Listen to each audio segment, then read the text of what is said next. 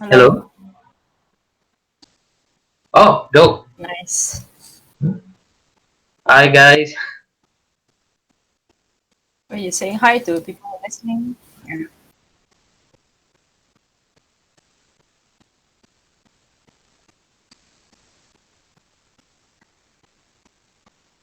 One second.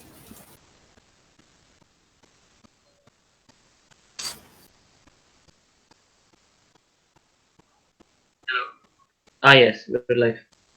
Mm-hmm.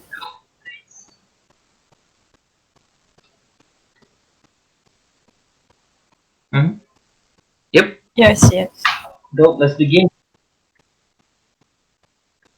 Okay. Put pressure on me. Yeah. Okay. So, yeah, lah. So basically, what we're going to talk about today is very clear. Yesterday, we had uh, a shock introduction of a stimulus package by the government. It's a shock because usually a neoliberal government will not introduce something so drastic, but they did. I mean, they said it was 250 billion, but the fiscal expenditure is 25 billion. But the other like loan deferments or added together, the value is up to 250 billion lah. So I guess we can start discussing about it first lah. So I guess it's I think it's not a shock that there's a stimulus package coming in at this moment because I work in a global supply chain and globally everybody is suffering lah. It's a very difficult time for everyone at the moment. So if there's no injection, cash injection by the government into the economy, there's a very high chance our economy will collapse, and that's especially true because we are a trade economy. We rely a lot on import exports. So that is one side where it's not surprising.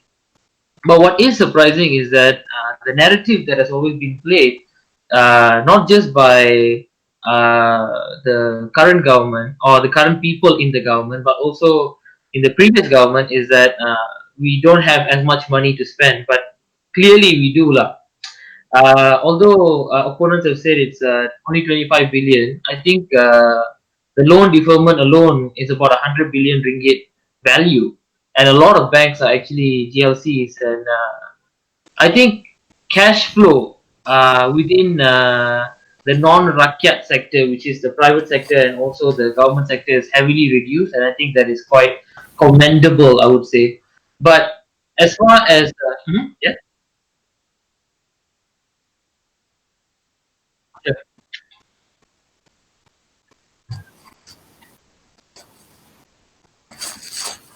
No, I wouldn't say that I was shocked by the announcement because the under the PH government they have also announced a series of stimulus package in the month of February. So for me, having seen the developments of COVID-19, I do actually. I mean, I expected the government to take more drastic measures compared to what the PH government has done in the month of February, lah. So in terms of like the amount of money that they will pump into the stimulus through the stimulus package into the economy, I expected that to be more, lah. Right. Yeah, What was actually, it I've been about? receiving it for a few afternoons. MKN. No.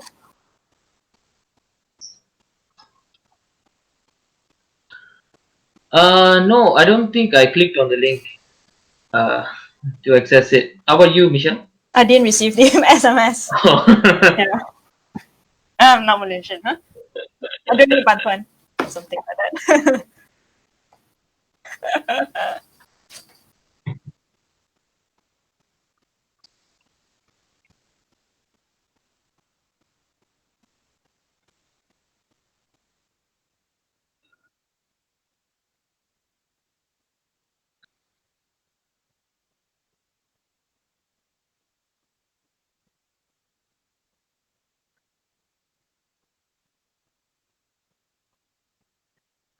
Would you like to take this first, Michelle? Wait, can you repeat the question?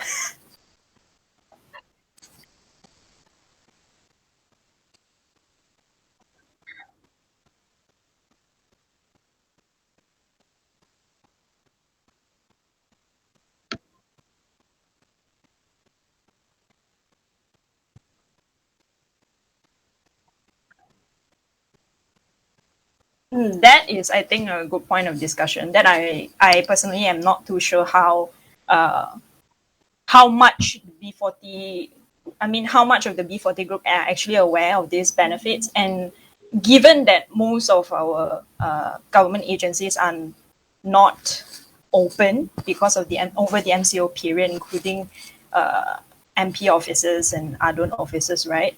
I myself am wondering how B40 is going to know about this lah. And well, I'm hoping that through SMS they would find out a bit more about this Prihatin stimulus package.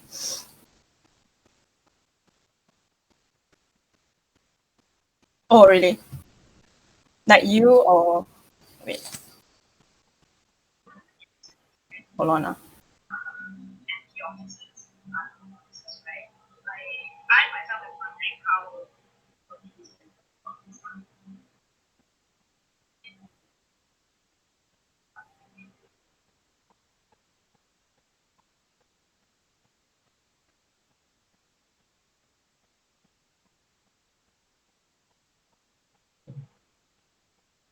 Can I hear that you or can I hear?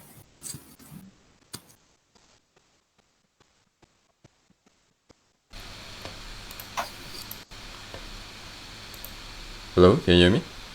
Yes, can. On the live stream. Can Hey, you wait. check? Yeah. I'll have to mute myself. So that's pretty awkward, right? I've been saying jokes and people are just laughing randomly on like of nothing. Okay, can you hear me? Can you repeat? Hello, can you hear me? Hello? 1 second, checking. I don't think they can hear you. Yes, can hear you. Can you hear me? Can hear Can I? you. Okay. Alright. Okay.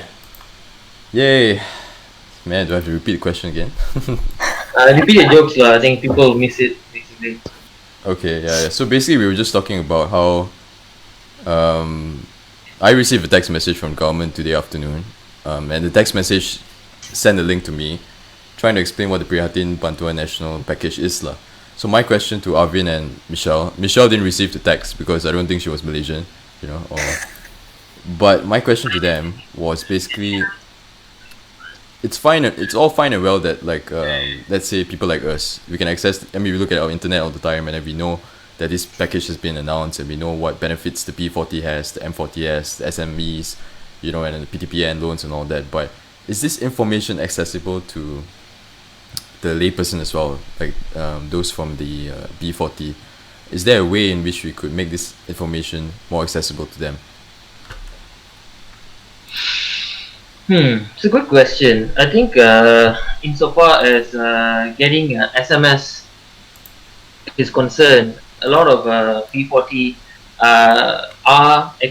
do have access to it, but I think there needs to be a lot more direct government communication lah, either through television, to radio, or even through going to the area and trying to disseminate this information. But there is a risk lah, of course, of increasing the spread of COVID-19 when you're going to communicate this. But there are certain sectors that I fear are high risk. For example, refugees and undocumented migrants, though that group is quite a risk factor. PPR residents, that group is a risk factor. Homeless people, that group is a risk factor. So all of these high risk individuals need to be addressed in a specific manner so that the information is brought to them lah. I think, for example, there are food security initiatives that take into consideration the homeless people as well, and if they don't know this, they don't get the food lah. So I guess what the government doing now covers a lot of people, a high majority, but there are certain minorities that need to be taken into consideration. But I would like to point out, if I may. Yes, you may. I mean, refugees and undocumented migrants are not covered under the Prihatin scheme. Am I right? Yeah, Arvin. So how then is this applicable to them? Because technically they fall outside of the system. Yeah. Good question. I feel like I guess. Never mind, you go on first. No, I guess but that's a weakness, wait. lah, you know. Sorry, you were saying? Yeah. No, that's a weakness, lah. I agree with Michelle. And I just feel like, in light of this MCO period, right, there's a heavy reliance on what NGOs can do, and also like personal donations from the public that refugees and undocumented migrants are getting. So they are not getting aid from the system, but they are getting aid from individuals who have donated to them. So, I mean, on the long run, I do not think that this is sustainable. If we are talking about, MCO being extended for another, say, 2 weeks. Do you think it will be extended? Oh, going on a different tangent now. Arvin, what do you think? Difficult to say. Looking at the trends from other countries, there's a high possibility that it might be extended. But I hope not, lah. I mean, we got to pay attention to the number of cases that we get every day, right? I mean, flattening the curve is, where we are hoping to get next is to actually see the curve flatten. And so far, few days back, we have gotten about 200 cases, which is like, I think yesterday was about 130, right? Then the day before was it was quite high, about 200. more than 212 last time was the highest, I think. Yeah. So I think at this rate, we have still yet to see the graph actually going into a plateau. I think once we see that, maybe we could relax a bit on. Then again, it's also testing, right? Like, let's say if I test a bunch of people today, but I only released the positive results now, and then there's a bunch of testing that still needs to be done in the rest of the evening. So actually, maybe today there might be a spike, but there might be a drop the next day, because you have to average it out, I suppose. Because there'll be like days which there'll be a huge spike, days which will be less of a spike. So then the actual number in which we are getting between those 2 days, you have to average it out. So I don't think it's actually a good measure to see whether it's dropping or not. It's hard to tell. But what we can do is actually look at how long other countries have been taking, or rather, what is the period of their MCO line in their respective countries. I think on average it's 56 days. Is it? Correct me if I'm wrong. 56 or 60. I think China took how long? I think China was around there, about 56 days or 60 days, something like that, basically. Okay, so let's just go into the apparently 250 billion economic stimulus package. What were your first impressions, reading off the benefits that were listed by the Prime Minister in his speech and all that? I actually misread it. I thought it was 250 billion of fiscal stimulus, which would be unprecedented. That's almost as big as our whole country's budget for a year. I think it's much more. Much more than the 2020 budget, which was about 173 billion. Exactly, yeah. So as I read more, it started to make more sense, because if 250 billion was spent fiscally, I don't think our reserves can actually handle it, and I don't think this is the correct time to do it as well. But the cash handouts, they are okay. 1,006 to people, to households that get under 4,000 ringgit a month. 1,000 to under between 4,000 and 8,000, and a few others, I think that part is good, but it's not sustainable. I think nobody is expecting it to be sustainable, to sustain the lives of people for another 6 months, for example. So that's what I'm saying. When I read through it, it kind of made more sense, and then I expect there will be more stimulus packages in the future, especially post-COVID would be a very important time for stimulus packages. So there was mention about how the stimulus package didn't really address job security. I think it was mentioned by Wong Shen and all that. So Michelle, do you have any input on that? Hello?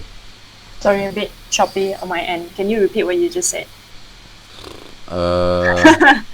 Yeah, so there's been talk about how the stimulus package didn't really address job security, which was some people have argued is the more important thing when it came to the MCO at the moment. So I think this was brought up by Wong Chen and all that. And do you have anything to any input on that, Michelle? Yeah, well, looking at the budget, there's only, I think the PM did announce that, let me just go to the point quickly. They announced that RM 600 ringgit per month will be given out for workers who are earning below the amount of 4,000 ringgit, right? But there's a caveat there is that the companies that they're working for must have experienced an income drop of more than 50% since January 1st, right? I think from that point alone, I feel that it's now very narrow. I mean, the group of people that we're talking about is quite narrow. What about those whose companies are actually not experiencing income drop of more than 50%? Don't they get this aid from the government as well? Should they? Sorry? Sorry. Yeah. Should they have introduced a lower bracket, meaning lower than 4,000, even? You know. I guess it's just. But You they just just might be going by the P40 metric and all that, right? Yeah, it could be. It could be. But we must not forget also that there are groups within the M40 which are just maybe a disaster away or another extension of MCO away from falling into the B40 group. Yeah, so I think from that end, I would agree with Wong Chen that there isn't much. I mean, the government could have covered more in terms of protecting jobs, making sure people retain their jobs. Yeah. Yeah. What do you think of it?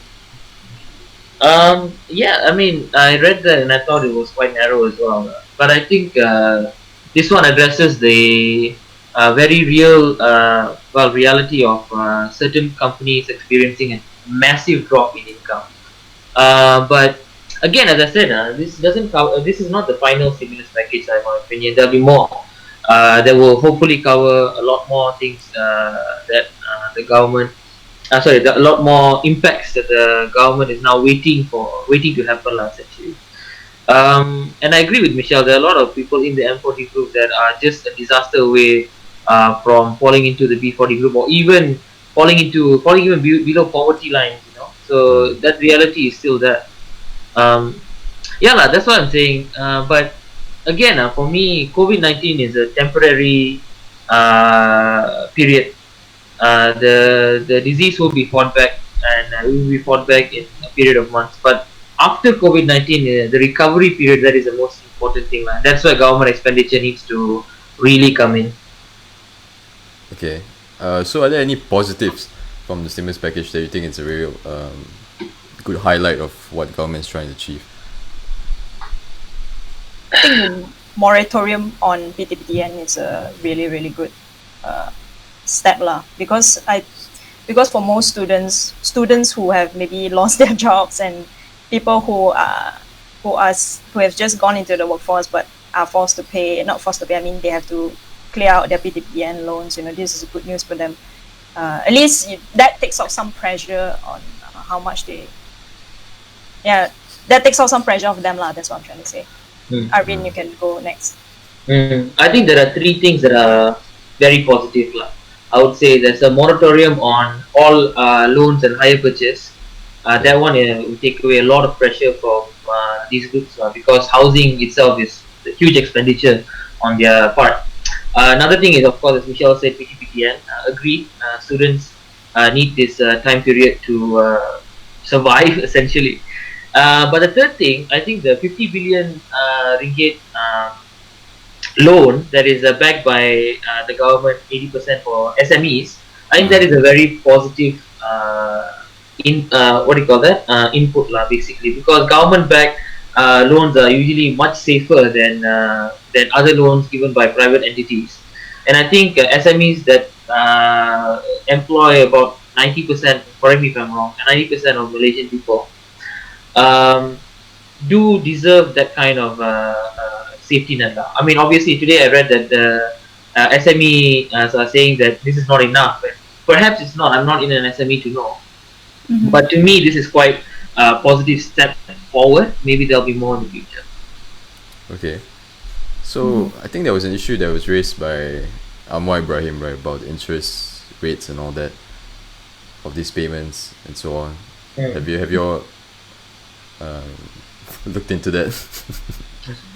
No, honestly, I've not seen the Oh, Never me mind, neither. just move on. Yeah. Sorry. No, but I wanted to say something. I mean, what do you think? I want to also pose a question to you, both of you. Like, what do you think about?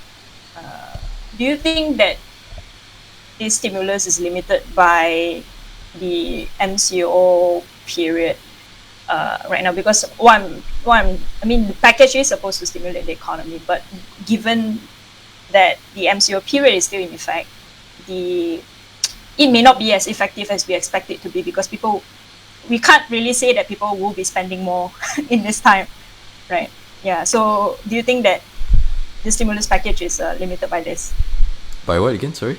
Just by yeah. MCO lah? Because how can, I mean, businesses, not every business can operate right now because of the MCO period. So even if you pump in money, it may not actually achieve the purpose that the government is trying to achieve lah, which is to stimulate the economy. I mean, you do that assuming that you want people to spend more. In a way, giving out these handouts like 600, 500. I mean, not necessary for them to spend more for them to be able to sustain their living, I think, for the period of time. So it's more of a sustenance. But then also doesn't make sense, because by right, I think the employer is not supposed to dismiss the employee this period of time. So I think the thing they should have focused on would be the after effects of the MCO. Meaning, once the MCO is done, and let's say we have a flattening of the curve and whatnot, then when employees start to, they will probably pay their employees for this period of time. But what might happen is that they start to find that they're not making as much profits as they used to. They might not be able to sustain their business, and they may need to lay off certain employees. So that's why I think that there was a concern that was raised about job security, which I don't think this package necessarily addresses lah. I think because let's say if I give you like 500 month or something like that, I mean, maybe it helped me for April, May, but what's going to happen to me if, let's say, from June to December I don't have a job, Yeah. So my 500 is not going to really help me like, in that sense. Sure, maybe I can, because people tend to focus on small term kind of enjoyment, so maybe they get the 500, they'll spend quickly on like groceries or a bunch of stuff, so they may not save it for like the long run, which is something I think people should be doing lah, given that the current economy. Okay. You want to say something? Yeah. So I think this stimulus package, there's two expected outcomes. One is it sustains people's lives; people have more money to save. But the other thing is it also makes sure that there is still money circulating in the economy, because circulation of money is very important. Without that, the economy will not survive. And I think a few things that have been taken into consideration is, one, the people's welfare through direct cash injections. But the other thing is also through these loans that I said for SMEs.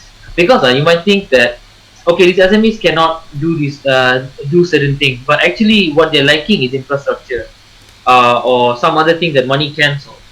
So they can take this loan, fulfill that gap, and then they can go on to still have businesses running, because without employees there's no business, and for employees to function you need infrastructure. So all of these things is connected basically.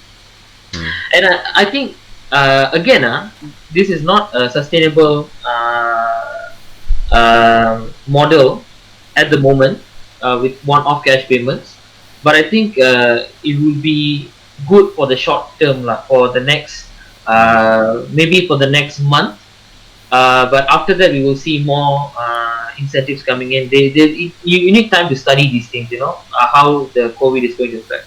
So I think so you're saying there'll be more coming in, so it's hard to tell for now.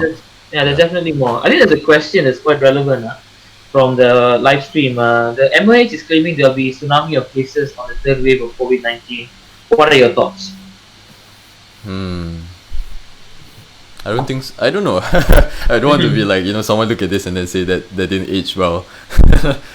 But I don't know, it's hard to tell, because one moment we have like 100 something cases, 103, then next day we have about 212 or something like that. And then again, like I say, it has to be averaged out. But I think it's been pretty consistent so far. And I think if people just follow through with the MCO, I think because there's an initial spike because people were they were trying to adjust to the MCO, meaning that they didn't really know how to go about yet with their daily operations and so on and so forth. So once that has been sorted out, then I think there should be a decline.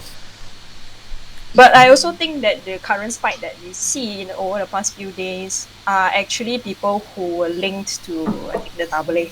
So it's actually, we are now seeing how do I say this? These patients are people who have contracted the virus before the MCO was in place. So hopefully, like in the next 2 weeks, we will see a decline because right now, with the restriction of movement, people wouldn't be coming into contact with one another that much, and hopefully, like the spread will also be contained. I do think it's normal to see a spike right now because these cases are people who contracted it before MCO came into effect. And I think there's like this sort of barrier. I mean, I don't know whether it's intended or not, but which keeps the number of positive cases lower than what it actually is, because that in order for you to get testing in the government hospital, you need to know someone that has contracted COVID-19, right? Yeah. So if you don't know specifically who you contacted over the past few weeks or so, then you can't go for testing exactly. So you may need to visit a private hospital and whatnot. And I think I saw a Facebook post recently by someone that said that he personally went to the hospital the private hospital to get tested, and turns out it was positive. So there could be a whole bunch of cases. Actually, our numbers might be like quite high. We just don't really know. So I think everybody's staying at home, and then I think you just like kind of sort it out, lah. I mean, that's exactly the point, basically, because if for all we know, millions of people might be infected, but they're just not showing symptoms. That's why it's very important for you to stay at home. If anyone is listening to this, I just want you to know, stay goddamn at home. We will make more podcasts if you want, but like you might be treat it as if you've already been infected. That's the most important thing. Okay, I got an interesting question. So you know how there are many initiatives that are going on, and then people are like, it's a good thing, like it's a very like a humanity kind of thing where people go and then they help each other, right? So they go out of their houses, they deliver food. They try to help as much as they can. But do you think that is also, in a way, maybe spreading the infection? Maybe they don't intend it, but it's in a way that's allowing the infection to spread amongst these communities which are vulnerable. So Yeah, I definitely think that you are taking a risk when you get out of your home and actually interact with people. There is a risk, but I think at this point of time, we do need people to do those things to help the community, and I think we need to be wise. I think the question is just a matter of like be wise in like choosing the kind of things that you do or choosing the kind of risk that you are willing to undertake for the achievement of, say, greater good. Because like a lot of people want to help, but like sometimes there may be a detrimental effect to their assistance. Definitely. So like I think like organizers have to be mindful of the amount of people that they send out there to do this work among the vulnerable groups, and also precaution in terms of like kind of. So my question also is like, do we really know what it is required? Because like sometimes we just give food, a lot of food. Maybe that's not what the medical practitioners want in hospital. They don't really want your free food coming in or whatnot. Maybe they need more supplies and stuff like that. So do we really know what these communities want, or are we like imposing upon them what we think they should have during this period of time? See, that's very interesting. I think that's a critique of how society is structured, basically, because right now we are very segregated and only brought together through a central body like a government, when in actual fact how we're supposed to be structured is through smaller communities. In the Soviet Union, this is called Soviets, basically. Small groups of self-governing bodies that come together. But if this structure actually exists, it'll be more clear what the local community wants, and there'll be more clear communication. Whether this will be set up or not is another thing. However, what I do see on Facebook, especially, there's this group called Caremongering, where they do go out and try to understand what each community would want, and then deliver these things to them. Not sure how well it is going, but I think it's quite a good initiative that we need to continue after COVID as well. True, because it's like the most dangerous thing may be not COVID-19, but poverty, and stuff like that. Like COVID-19 may not be killing them, but the fact that we have this MCO that's affecting their livelihood, it's more dangerous than what COVID-19 may present to these communities, I think. But then I don't know, it's a bit of like a balancing kind of thing. Yeah. Yeah. But I think, yeah lah. But I don't know, it's hard, it's hard. I mean, you have to It's have hard, the MCO, right? Like It is, yeah, exactly. yeah. So Okay. I think moving on from that point, because I Yeah. think we've covered it. I'd like to talk about the after COVID period. So yes, COVID we have MCO, but what do you think the recovery of the economy would look like for Malaysia? from my specialist economic knowledge, I won't dare say that I'm very like well versed in economic theory and Neither all do I. that as well, because I'm a lawyer. That's my background. But I think if the rest of the world can recover at the same time, if everybody suddenly tomorrow just like, okay, 0 COVID-19 cases, then our economy will be fine lah. But the problem is that, like, let's say we recover, and I have a feeling US and UK may take some time, then what may happen is that our tourism industry may be affected, right? Because people don't want to travel. So if they're not traveling to these places in Malaysia where they are reliant upon the tourism sector, then it may affect the communities over there, and then I feel there's a trickle down effect lah, in terms of the economy. And now, like, I don't know, I think it's going to be tough times lah. Tough times. Which is why I feel that there needs to be another stimulus package coming up to cushion that impact, especially for SMEs. When they come back into operation, you can't expect an SME who have been closed for more than 2 weeks to operate as normal. There will be losses, and so I think that is where the government has to step in and cushion the impact lah. Because if we help cushion this impact, I think employees will also be protected in a way. We should ensure that. It really depends, right? Yeah, like some businesses they have more probability of survival than other businesses because maybe they're working from home, they have technology available. So these kind of SMEs, I think, can survive this MCO period because they are doing work. But then there are SMEs where it's like relying on groundwork and stuff like that, where if you don't go out, then you can't get it done. So I don't know. What do you think, Arvin? Okay, I have some thoughts on this lah. Some thoughts lah. Some thoughts. As I alluded to before, post-COVID would be a very interesting period lah. And I think, funnily enough, Liberasi's analysis is very relevant. So our analysis is proactive reindustrialization, right? So we want to take the government's money and then create industries and create jobs. I think after the economic recessions that we are seeing now, the only way to quickly and accurately increase jobs without lowering the wages or benefits that are given to the workers. The only way would be to increase government spending and increase government intervention in the market, and that's my opinion lah. But I think there are a few things that we can explore as well that are a little bit more radical before COVID, but now we can start. So things like wealth tax on the super rich.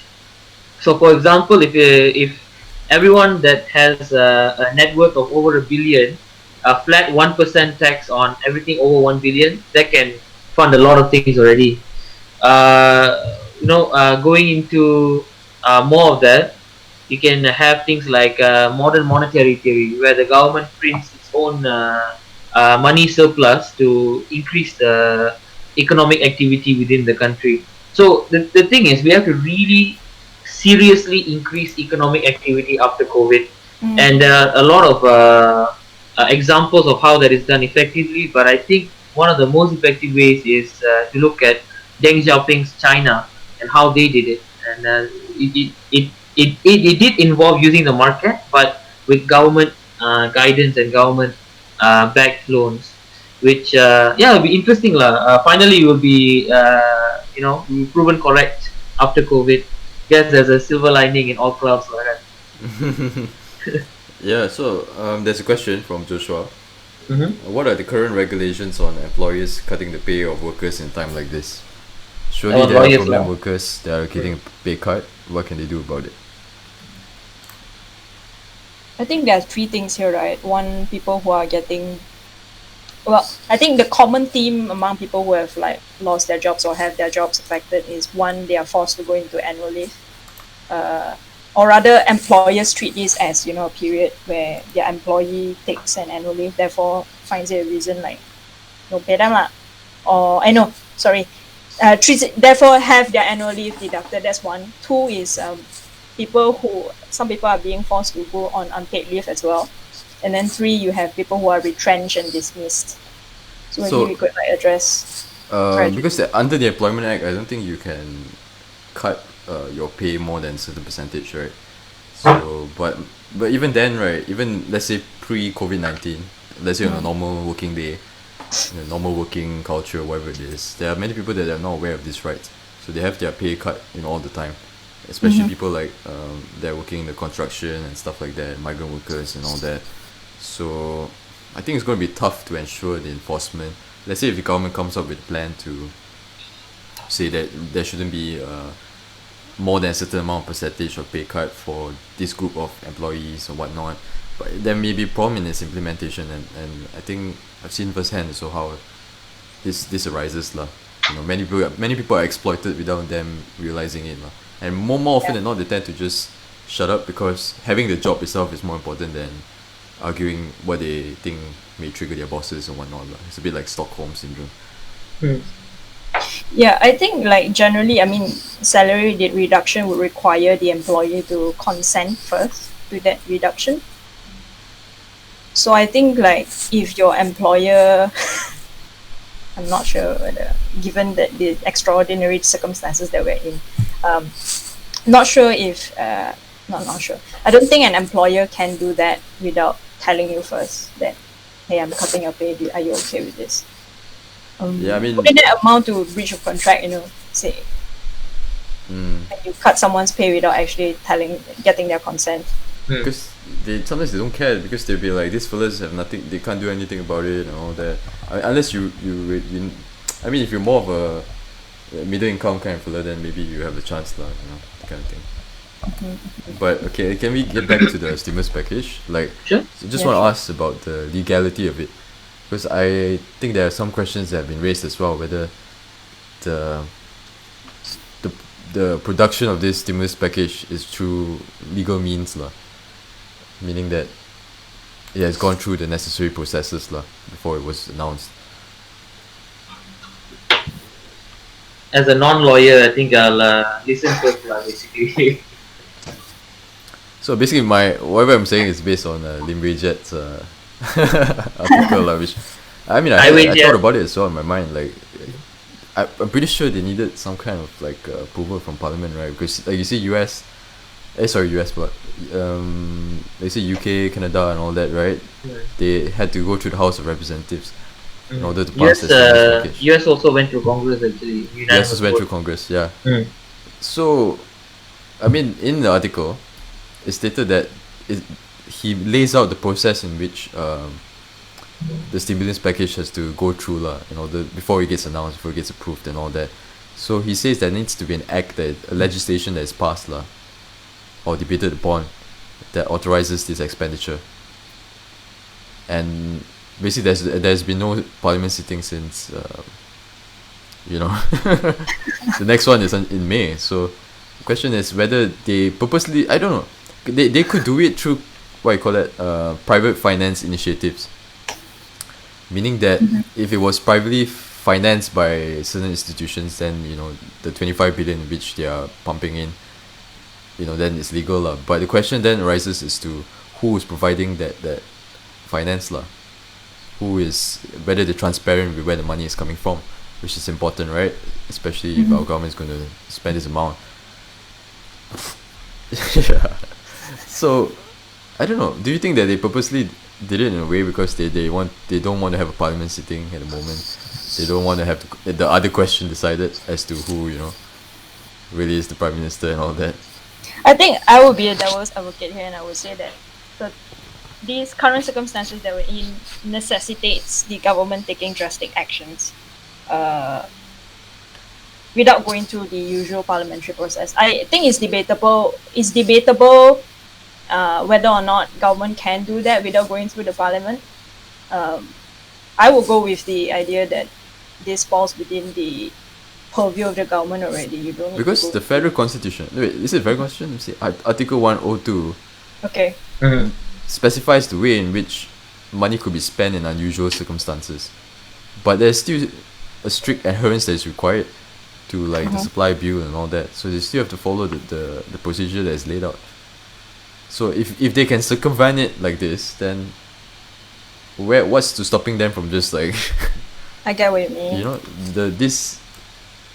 these restrictions are there for purpose, right?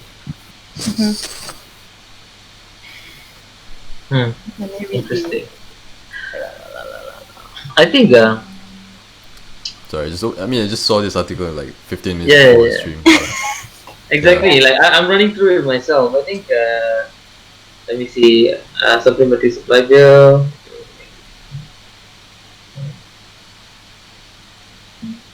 So this Yeah. is basically you need an act before you what do you call that? Something needs to be passed, or either it's a private finance initiative.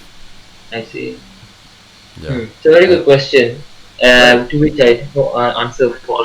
Basically. And no, people may say like, why are you harping on all this? Isn't it important that we have the Bantuan Prihatin Nasional? Why are you all elite class people just thinking about this? No, it's not that we're saying you shouldn't have it. I'm not saying you shouldn't have it. It's just that you should just go through the process and then pass it, right? Because if it's not legal in the way it was passed, then there's going to be a problem in its implementation in the future. So that's just going to delay the handouts and whatever it is that they intend to do. So they should have just gone through the normal means, the proper procedure, and then just sort it out now. And in fact, if it goes through parliament, then we can have this kind of debate as to what the amount is for this and that, So there's this accountability that needs to be there. Honestly, no one would have said don't spend this much money because that's an insane thing to say at the moment. It's how you spend it. Yeah. So the legality of it confuses me. But if I know how Parliament works, or like if I know how the government works, there's always loopholes There must be one loophole somewhere that they would have exploited for this essentially. But yeah, sure, Michelle, go ahead. What do you think about?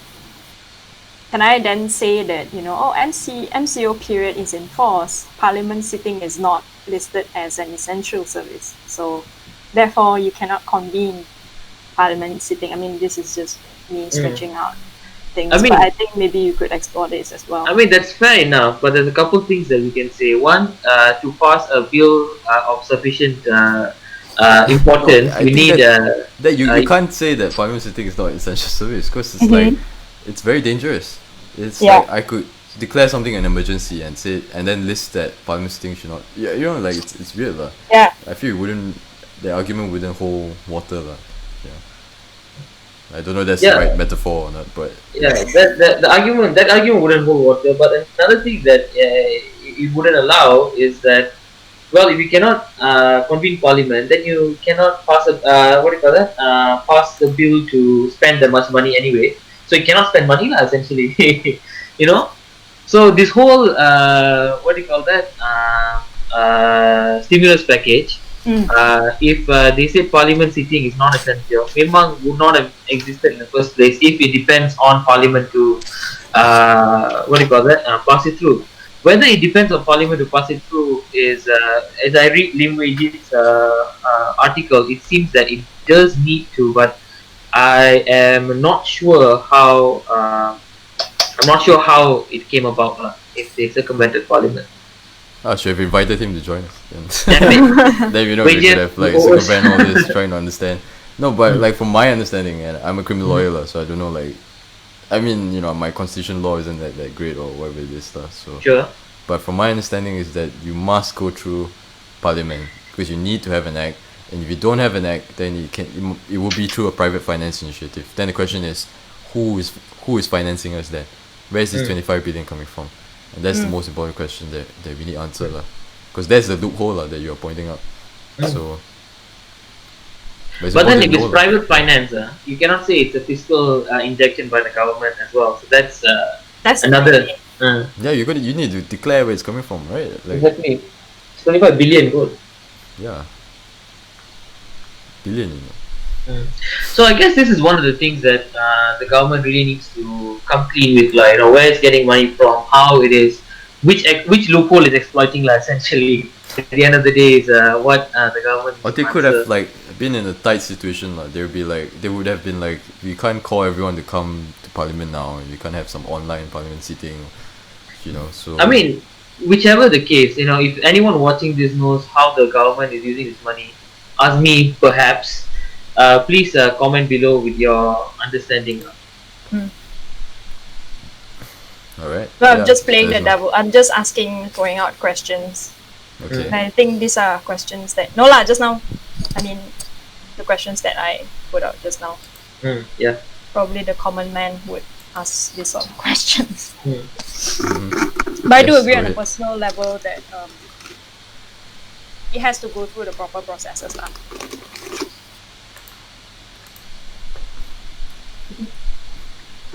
So maybe they perhaps should have passed it. They should have. Today they needed time to discuss what the package should be, right? But then again, I can't help but feel like it could have been done earlier. Much earlier. Earlier means what?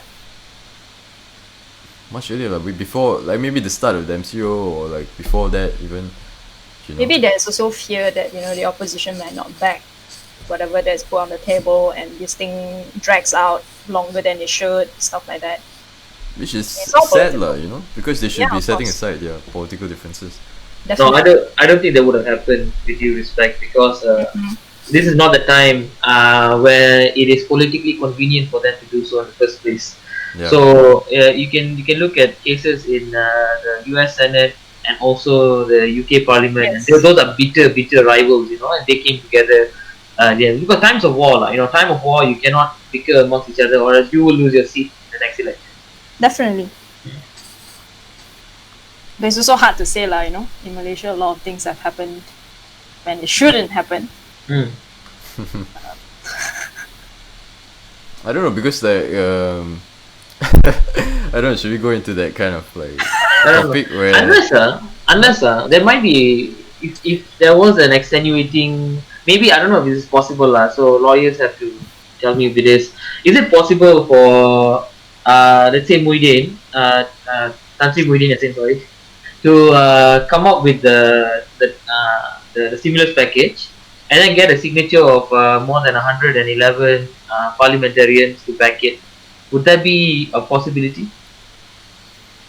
No, I mean that's not how you pass legislations, if you've got to have it in sitting otherwise people can just have, they can just say these are times, desperate times, and then they just get signatures of MPs and they can pass legislation that way, which I think it's a bad precedent. I guess so. Just thinking out loud, but I mean, they may try some bullshit like that to justify whatever it is that they've done. And it is bullshit, Tan Sri Muhyiddin. You heard it here first. I thought we agreed not to use the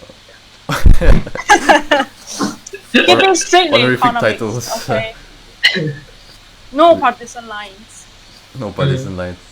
Okay, I mean but then a lot of people that are I don't know, suddenly it's confirmation bias, right? Now that there's a stimulus package that's been announced, and this government is the best. I don't know. I mean, that's the, you see, in times of war, usually the incumbent government will stay on for a long time, and even they will win the next election unless they screw up really badly lah. And that is because of this kind of the desperate times call for desperate measures, this government take care of me kind of thing. People now are looking up to Trump's what do you call that, ideas on how to delay payments. They're looking up to Boris Johnson, and just a month ago they were calling both of them idiots. So desperate times kind of like changes the perspective of the whole narrative, and that's why the Pakatan National Government, Perikatan National Government, they they gave a value of 250 billion to the stimulus package, uh, when in actual fact the money that they are spending is 25 billion. And I know that that's a very technical issue to come across, but the messaging that it sends to the people, they first see the 250 billion, they're quite impressed. So all of this, in the background, they're also selling the idea of a Perikatan National Government being the better of the two. But it's not fair of a conclusion to make, because we are in extraordinary times, and I don't know, sometimes I also think about the kind of standards that we have for our government is pretty low. Like the government simply discharging its duty to the country is seen as something that is to be applauded. That's something that's concerning and worrying to me lah. Shouldn't the government be expected to do these things? It shouldn't be something that we should all worship and applaud, because they're just doing what they should do, which is to elevate the people's difficulties in such extraordinary times. Yeah. I think I just want to quickly circle back, because I just want to cover this before we finish. The workers, the impact on workers that you mentioned, Michelle, I think kind of like points to a very important fact that we cannot overlook. So all of this shows the workers being forced to take unpaid leave. They're given slips to sign, where stating that they have voluntarily decided to take unpaid leave, but actually the employers are forcing it upon them. So this really shows that the power imbalance between employers and employees that exists at the moment, where employers are cutting costs everywhere, and one of the ways is to take advantage of the weakness of their employees. And it's very important for us to realize this at this moment, because after we come out of COVID, we must push for more organization of workers, and only with the high organization of workers through unions can we restore the parity between employees and employees, so that this bullshit doesn't happen again. Because let's face it, all of this taking advantage of contract workers, taking advantage of low wage earners, taking advantage of food panda riders or Grab drivers, all of this is occurring because workers are disempowered. And we need to very clearly decide to increase the strength of workers, and we must get on the ground and organize. Power to the people. Just But make sure they wear masks, right? Yeah. But I think that there are valid concerns on the employer's part, especially in the times like this. Employees, sorry? Employers' part. Employers. Yeah, with an R. Employers are facing, valid concerns that maybe necessitates laying off some people from their jobs. What do you think about that? Of course, but those extenuating circumstances taken without discussion with employees, taken without solidarity with the employees, by asking for fiscal stimulus package from the government, or more support, or some other type of cost-cutting measure, or even discussing with the employees before cutting their wages, or taking a decision to go on like a few months of unemployed leave, really show that employers are deciding for employees, and that needs to stop. It's not that employees are going to say, I'm not going to accept any form of reduction, because employees are, from my experience, they are quite understanding people. But it is on the employer side that they are taking it on in a unilateral decision, which I am against. Okay. And like in my opinion as well, there may be certain costs that is reduced during the MCO period, like you don't use aircon. I don't know, stuff like that, right? But like I think they should be treating like these employees at this point in time like fixed costs lah. That if you can't sustain this cost, then your business, I don't know. See, employees are now treated as huge liabilities, like especially contract employees, because like you're on a 0 hour contract, you can be cut off at any time, and that's it lah. Basically, if you're out of a job, the employer saves money.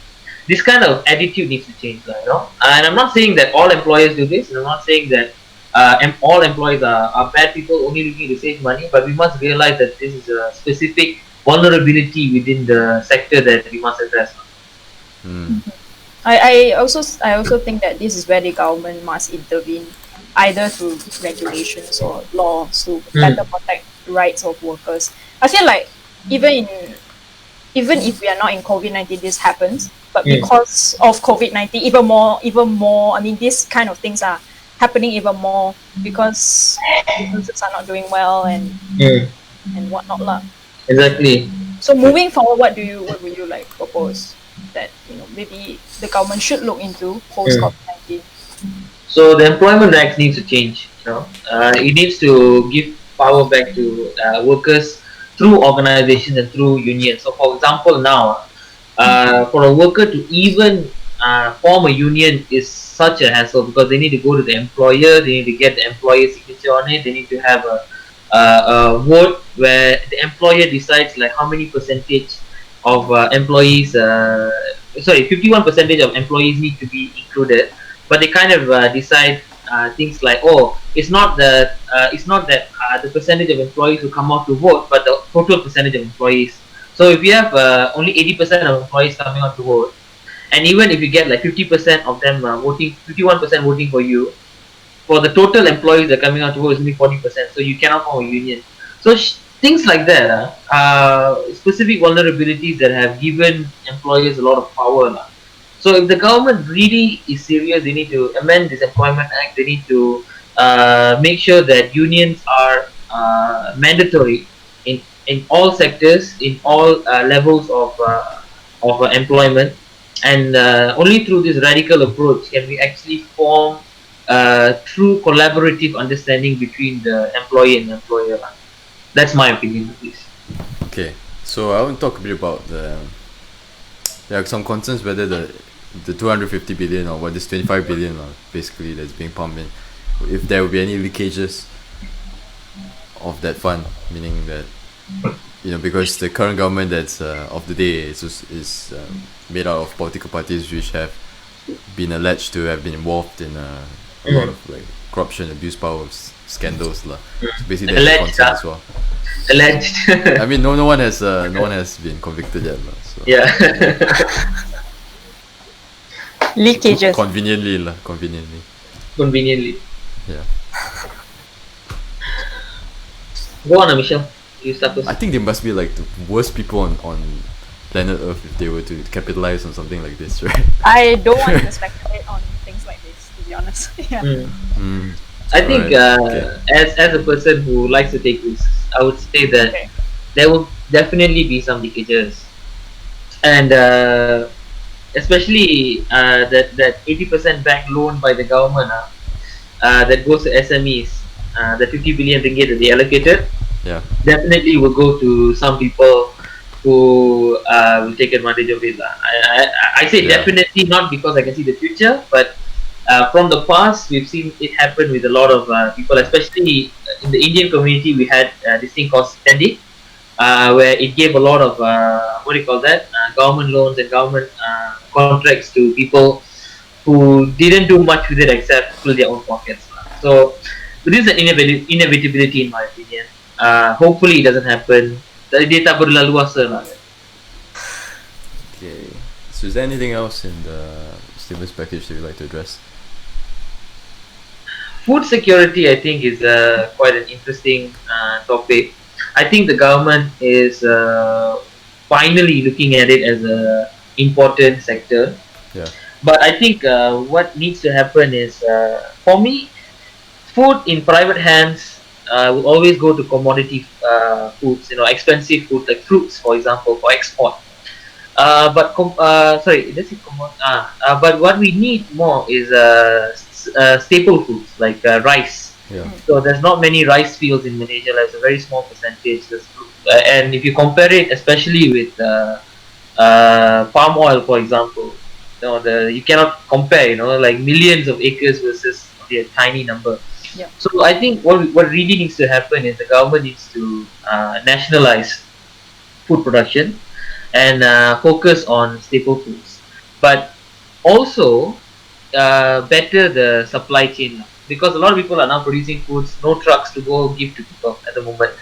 So if the government can come up with that kind of like farm to table supply chain on the government side, they can always employ people to produce the foods that Malaysians actually need. Because our food bill for 2018 for 50 billion ringgit of imported food, if we can reduce that, I think it kind of like does two things. Like one, it gives jobs to people locally, Yeah. but another thing is it also reduces the vulnerabilities in times of crisis. When let's say Thailand doesn't give us rice anymore, what the hell are we gonna do? I mean, they have no rice. Hey, Vietnam they will not sign a new rice export contract. See, cannot get sticky rice anymore. What are we going to eat with our mangoes, man? I mean, Palm oil. palm oil.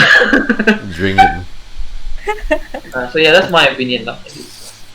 No, I agree. Okay. Definitely agree with that. Yeah.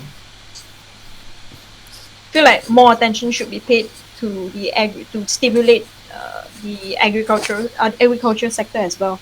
Yeah. Yeah, we should encourage more people to plant rice. Not like, but yeah, on a serious note, I do think that we should look into that and possibly help. The government should possibly also think of new ways to innovate that sector to help farmers come up with more production and Exactly. Through genetically modified organisms like we have said so far. Yeah, but also actually working with certain leftists who have experience in that field, we must also agree that structural problems exist, and a lot of the profits that are supposed to go to farmers have been taken up by middlemen, and these are government-linked middlemen, So instead of fully focusing on just innovation and getting more people to plant rice, the most important thing is to make being a farmer a lucrative opportunity for a person, and that starts with getting rid of all of these middlemen from the system as well. Yep, I agree. So, is there anything else from the stimulus package you'd like to touch upon? If not, we can just move on to more lighter stuff, and then we can what do you conclude think it. about the 2% discount that households are getting in comparison to SMEs who get 50% discount? Let me check that really quick. No, I think they've changed that to 15 to 50%, if I'm not mistaken. Sliding scale. Okay. Let's see. Do you have anything to say about that? I mean, since much of bit- your advocacy work has been focused on Electricity, yeah. Yeah. It's average 30 ringgit savings on people, but I think that's to me right now it's pretty fine lah. Basically, we have a surplus of electricity generation now in Malaysia. I think that surplus was 4 times like this when people are at home using so many lights and air conditioning all the time. I think that's good, but I think we still rely on things like coal and natural gas, and this is not the time for us to pertikaikan that at the moment lah, because right now we need to channel all our funds to the people who are suffering. But after this, we need to think about decarbonizing our electricity, but that can come after lah. Right now, let's focus on COVID basically.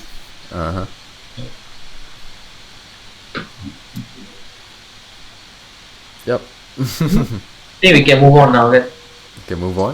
Okay. So nothing else? How about rent? Like, they're saying B40 groups in cities are exempted from paying rent for 6 months. Total cost of 3 million to be borne by government. PPRs being exempted. What do you call that? Public housing residents. Government-owned housing again exempted. Very good. There should be more government-owned housing. To be fair, if you ask me, but I think right now the focus will be on the state government's PPRs, because state governments own PPRs as well, like especially Selangor and Penang. Hopefully they also follow suit, because people who live in PPR, they really cannot afford rent at the moment. Although the rent is low, but they need to save as much as they can. Mhm. Okay, so what do you think like the future will look like after COVID-19? Would like nations start to learn from the mistakes that they've had in the past few weeks or months? Meaning that they should be encouraging more online resources and stuff like that. I think it also depends heavily on regulators. I mean, for me, Chayi and I, we are both in the legal sector, and we could see that there are strict rules lah about uh, how things are conducted, in terms of hearings and trials. But I mean, recently we received a circular directive from the federal court that some hearings can be done online, which is I think quite refreshing to hear, coming from the courts. I mean, from the civil side, yeah, but criminal, you got to bring the accused to the court. Yeah, definitely. So unless they have some e-review system in the prison where they can bring them. But there. it's still something lah to me. I Yeah. think certain work that have been considered as it couldn't be done online and whatnot is suddenly some things. I mean, it's suddenly available online. So I think that's something that is very refreshing Yeah. to hear. And maybe more companies will also adopt work from home culture and adopt a more flexible approach. I mean, working culture for their employees lah. Would that also mean that if you're working from home, you don't really have personal time, there may be difficulty for you in setting that boundary between work and your personal life, because 24 hours a day you're at home and you're expected to be on call all the time. I think that definitely happens to some companies, bosses take advantage of the fact that you are working from home, and so the fixed hours in office doesn't apply. You're expected to be available 24 hours. I don't think that's fair to be expected of. And do you think there will be like a Sorry? blending between weekends and weekdays? So let's say maybe we all move on to more of like a digital economy and everything. We have like this infrastructure to allow us to have this work from home culture. Then let's say our weekdays and weekends, there's not much of a difference, right? Suddenly on weekends I'm expected to just, because they'll give you deadlines. They say, let's say on Friday they say next Monday can you give me this, right? And then so Saturday and Sunday you're just working at home regardless, and you're just sitting on your ass 4 hours a I day. think we need, yeah. I think we need to focus back as to why this work. I mean, what is this work from home concept trying to address? Are we trying to elevate the difficulties that employees face? We're talking about maybe people who have just become mothers, or people who have just become fathers, right? They have to be home and they have to spend more time with their children, taking care of their children, but at the same time also work lah as an employee. If that is the purpose of, if that's the purpose of the work from home culture, then I think employers have to be fair lah and keep their end of the bargain. This is because this plan is supposed to elevate difficulties for the employee. So don't go and exploit it, and knowing that your employee is at home, so work hours doesn't apply. I think we need to focus. We need to tie that back to what this whole culture is about lah, and what is it intended to address. Because let's say 20 years, or not 20 years, maybe about like 30 years ago, right? When the moment you left work, nobody could like really contact you. Yeah. Because you just go back home and nobody can bother you anymore. But then we see like this thing where in the past 10 or 20 years, you see an increase of like bosses being able to communicate with their employees from a distance, right? So that even after you've left work, your boss is still communicating with you. You're still expected to deliver a certain thing. Still expected to follow up. There's a difficulty in disconnecting from work. So, and then like you see that our social media and everything which is geared towards a social life, right? Being used for work.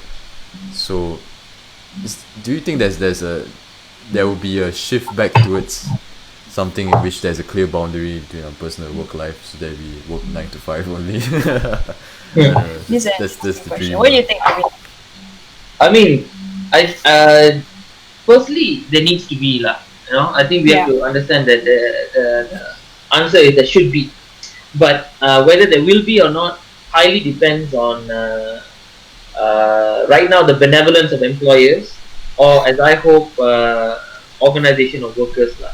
You see, all of the weekend, the 8 hours working, all came from organization of workers asking for these things to be true, because there was only back then it was 7 days of working, and then they got 1 day of leave to organization of workers on Sundays so that they can go pray and they can rest lah, essentially. That is Christianity's contribution. And then the 8 hours of work came from splitting the 24-hour day into 8 hours of work, 8 hours of leisure, and 8 hours of rest. Again, all came from organization of workers. So if we really want to realize the potential of splitting work and home life in a digitalized world, we need organization of workers. Okay. Alright. So I think we've almost an hour we've been talking. Over an hour already. Over an hour, yeah. So is there anything else you would like to talk about before we call just it? wondering how has your how has your company responded to COVID-19? This MCO period. Have We there been any arrangements made? Yeah, I'm working from home as a majority of workers. I think what do you call that? We have constant Skype sessions to check on our work. We in that sense, technology is good lah. It makes everything much simpler. People can communicate and all of that sense. So we are adapting. It is difficult, especially what I notice is mothers, mostly mothers lah, who stay at home and they have to deal with their children. It is especially difficult on them to separate working and a home life when their children are constantly harassing them, basically. So I'm not saying don't have children. Please do if you want to, but this is especially difficult for those mothers lah. I don't know how to solve this. I'm not a mom myself, but that's what I noticed lah. But as far as my company is concerned, we are fitting in well. There does seem to be more work because I guess like there's kind of a guilt that you're home and you have to like do more work to compensate. Personally, when I'm done for my 9 to 6, I'm done. I just do other things, but there's a vulnerability there. Right, I mean, then again, it's like a personal kind of thing. Like, many people personally, they don't mind sacrificing more hours with their personal life, right? But the problem is that we've created a culture. Let's say just for the legal industry, right? I'm talking about. So let's say you work at a corporate law firm. So if everybody is almost on the same level as you, meaning in terms of skill and knowledge, the only way they can get ahead of you is by showing that they're more hardworking than you. So we've created a culture where the more hours you put into your work, the more you're rewarded because the more hardworking you appear. But the fact is, these people who are willing to work, let's say 22 hours a day, right?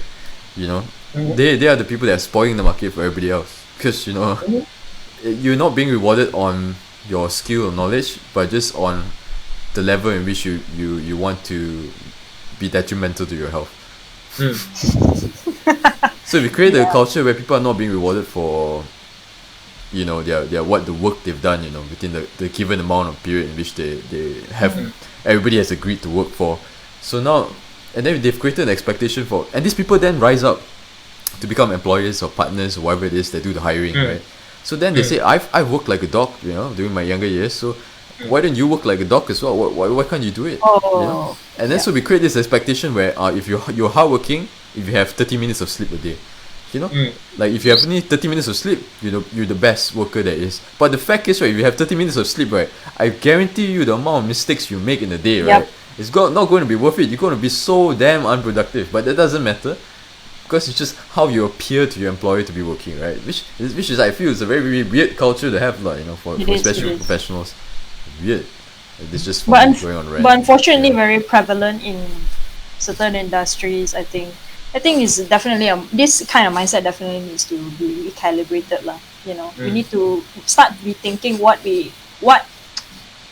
how do we measure work, right? How do we measure the performance of an employee? Do we measure them based on the amount of hours they spend on a certain thing, or do we focus more on how much they can deliver?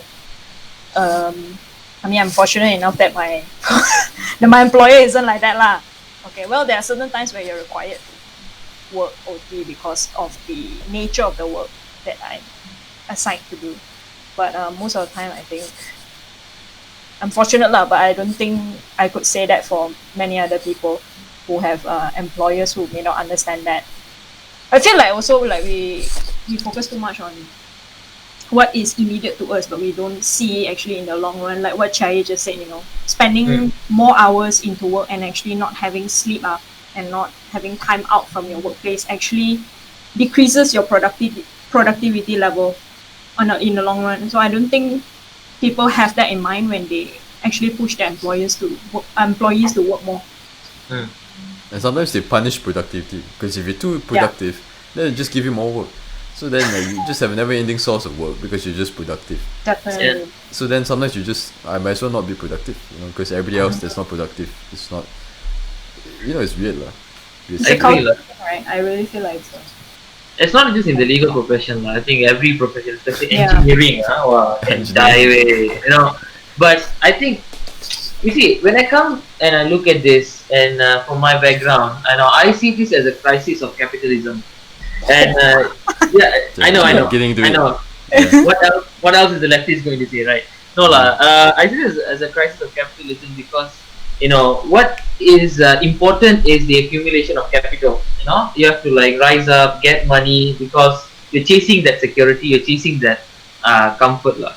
And that's because private enterprise does, and also public enterprise now that behaves like private enterprise, like the GLC. What they aspire for mostly is the money that they can make lah. And I'm talking about organization level. And that is what we need to move away from. We need to measure things like employee satisfaction. We need to measure things like the health of the employee, including mental health. So all of those things right now are not measured at all by the privates as much CSR they want to claim they do. Which is why I think sometimes they do CSR for tax relief or what shit. Exactly, yeah. So the mode of production, in my opinion, which is capitalism right now, that is the main cause of what do you call that, strife amongst the employees in this sense. Because, for example, let me give you an example. Malaysia is a haven for multinational companies to come and exploit our cheap labor. Okay, so they exploit our cheap labor. They give small salaries to a small number of people, and they overwork them for 16-hour days, and they call it this is the work culture, and then the capital that is produced, the keuntungan that is overseas, produced, goes overseas into tax havens, into the pockets of billionaires. Exactly. So if you want to criticize workers for working hard, I don't think that is a valid criticism, because that is the culture that they have been taught, and they want to. That's the only culture that they know lah. So if we are going to tackle this issue, I think we need to tackle the crisis of capitalism. And also their willingness to use humans as means to an end, right? So like, let's say if I do some kind of business which requires the use of plastic bottles or whatnot, right? And like, I can't really control the price of plastic bottles because that's left to the market or whatnot, and maybe I can influence it lah. But like, then we will leave those costs of the plastic bottle alone. So we will say, okay, maybe that costs like $50. I have no choice, right? But then when it comes to humans, right, it's like suddenly your employees are willing to like influence the person to the point where like, oh, maybe you could cut down on maybe you could make this person work more than they have to work, or like pay them less than they ought to be paid. The kind of thing, right? It's just pretty sad lah, the way we exploit humans like a means to profit, so that they could get more profit. And profit is not even like distributed to the employee; it's like kept by the employer.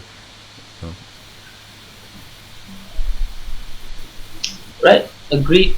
Okay, so stimulus package, back again. We went on a huge tangent. I think we we've gone on for a bit longer than we thought. I think we can wrap up. What do you think, Thierry? Yeah, we can wrap up. Unless Yeah. you want to talk about the best fake news. What do you think, Michelle? On top of fake news? You don't want You to go trigger. first lah. You don't want to trigger anybody. You go first. I go first, sir. Yeah. Okay. So COVID-19 is an interesting time on WhatsApp lah. Because suddenly everyone is a doctor from 200 years ago, finding a herb somewhere that helps lah. And also, I think it's a very difficult time for people, and people are being taken advantage of when this fake news is being spread lah. So things like, you drink this, you'll be fine. You go this place, you'll be fine. You wear this, you'll be fine. From a Tamil background, we can see that Ayurvedic medicine is used for these fake news. Now, I don't have anything against herbal medicines or like traditional Chinese medicine or Ayurvedic medicine. Nothing against it. In fact, we can see that some of the best medicines come from nature lah. For example, malaria, you treat it with quinine that they found from trees. So that is fine. If you can prove it, if you can prove your claims that these herbs do help in this specific instance, if you can write a paper on it, get it peer reviewed, do a double blind test, and make sure that it's proven, go ahead and collect your Nobel Prize and make so much money from your thing. I don't care. But if you have no proof, and all you're saying is, this is a way of life. We have been doing this for a very long time, and basically base all of your assertions on assumptions and subtext. It's not good, I'm just worried. Luckily we have this MCO, because if we don't have this MCO and these people get all of these chain messages saying you just have to eat this herb and you'll be fine, and then they just ate the herb and went and infected more people, I worry about the state of our country. But if you want to drink shit and stay at home, be my guest, but just don't spread it to other people. Okay, my question is: do we have a moral obligation, right, to call out people on the fake news that they spread into your WhatsApp groups and whatnot? Let's say if it's your aunt, and then she says something. I definitely think that is like I just scolded my uncle on our WhatsApp group because he shared certain some pictures from another country, and I don't know from where, about something about COVID-19. So he shared something, these photos, and say that, oh, this is actually like how bad it is in other countries. COVID-19 is really like pandemic. When in actual fact, those pictures look like this person is suffering from stroke or something lah. So I call him out lah, and I said that you shouldn't spread fake news because it will cause people to panic. And the ethical law in your social media usage, what kind of information you are sharing to other people. I just feel that the moral obligation comes because I feel like it's not good to perpetuate that sort of mentality, and in times like this, right, where things are dire, you do not want this kind of mentality to be prevalent. You don't want this to be the herd mentality, or you don't want to perpetuate herd mentality even more. So like, let's say I say, oh, now got bread shortages in my KK Mart.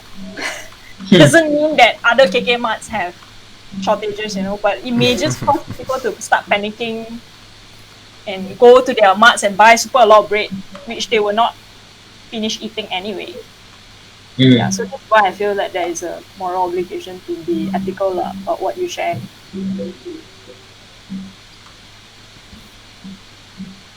How about you, Arvin? Will you tell, let's say it's your aunt, she's like your favorite aunt in the world, and then she just won't change her mind, that? Yeah.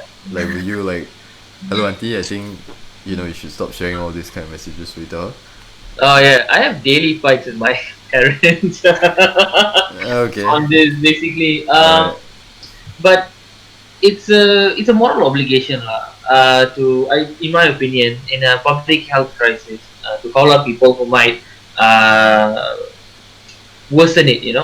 So, but again, I've taken the stance of, you know what, there's an MCO now. That thing will eliminate all of the negative ways that this thing will spread. So now it's more of an education issue, you know. So I'm educating, people like my parents and others that I come across on the realities of COVID, and like how what evidence is basically, because so the language that I use is different. It's not that don't do this, people are going to die. It's more like, if you claim like this, if you don't have any proof, imagine if you don't have an MCO. So things like that are a bit more softer. Okay. Interesting. Yeah. But there are fake news which aren't very clear from the outset. So I mean there are articles saying that there's those talk about all the animals coming back to like Venice and all that, and all the animals coming out because everybody is at home. Then some people have said that those are actually like fake news lah. So I've been there actually. I've been to both places actually. So I've been to Venice, yeah. and there's a close village called Porano. So you only have to take like a 5-minute boat ride there, basically. So to me, I think that kind of fake news is also dangerous, because it kind of validates all of the dangerous fake news, in my opinion, lah. Yeah. So, okay, if you that culture needs to stop. The culture of like spreading news that you don't know what the sources are, but it makes you feel good about yourself. That thing needs to stop. You need to put everything on evidence first, and then if you have evidence, then you can send. Okay. Alright, so is there anything else that you want to talk about? No. I don't think so. Yeah, I don't think so. I don't think so. But just everybody needs to stay safe, lah. Stay safe at home. It's difficult to be away from the people that you love at the moment because of the MCO. But it's all for the greater good, lah. People that didn't die because you didn't travel would thank you in their prayers as well. Yeah, that's all I have to say. You have anything to say, Michelle? Nothing to say. Stay home. I hope that we'll stop sharing fake news.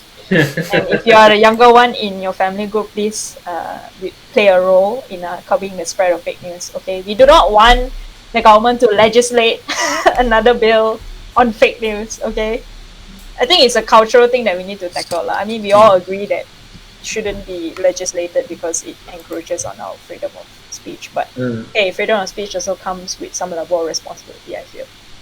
Definitely. Yeah, don't well abuse said. it, lah. Yeah. Don't abuse it. Yeah. All I have to say is come back for episode 2. Okay. Yeah. Okay. No. That's it lah, I suppose. So is there? Yeah. So thanks to anybody who watched this or listened to what we had to say. If you have any interesting opinions to leave, just leave in the comments. We will do our best to try and answer them. And if you've already answered them, then maybe we could leave like a timestamp for you, because if you may not have been available the whole time that we've been talking, then I think that would help. But yeah, do like our page. We do post content somewhat regularly. Yeah, we will try to be more active, but this is one of the efforts that we're trying to do to just be more Share active in it. general. Share our posts, like our page, like our posts, comment. Yeah, and if you think we're idiots and disagree with what we say, then just comment down below. Yeah. Share it to other people who might think we're idiots as well. So. Yeah. Yeah. What? Okay. All right. So bye everyone. Take care. See you. Stay safe. Bye. Bye.